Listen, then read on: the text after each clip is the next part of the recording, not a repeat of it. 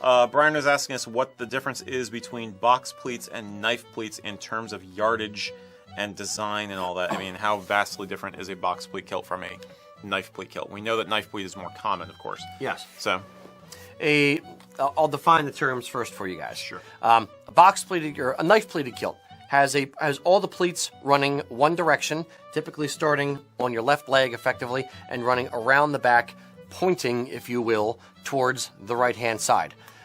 It's the easiest to sew.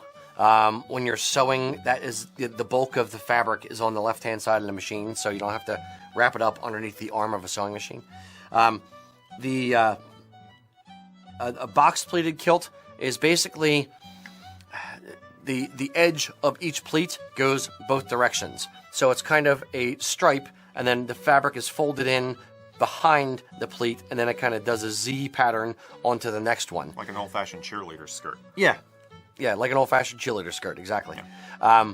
The box-pleated kilts, typically, the pleats are going to be about 1 3/4 inches, 2 inches or so wide, and they're not nearly as deep.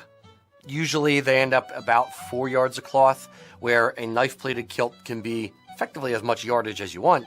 Well, really, either of them can be as much as you want. Where it gets tricky from a kilt maker's perspective, or not tricky, as it were.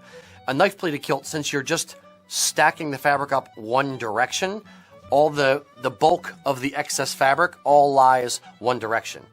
In a box-pleated kilt, since your fabric is going both ways, inside the pleats, if the depth of the pleats can kind of overlap the depth of the next pleat, and it kind of gets a little bit messy on the inside, or can get messy.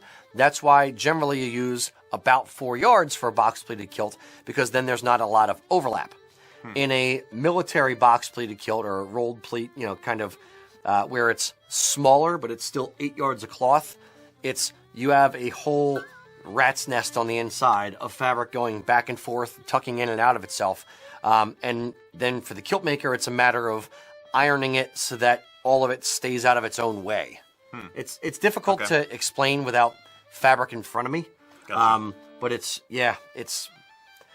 box-pleated kilts, if you're going to do one, the best for balance, fabric, front and back, is probably a 4-yard box-pleated kilt. I'm not a big fan of the military box. Gotcha. Okay.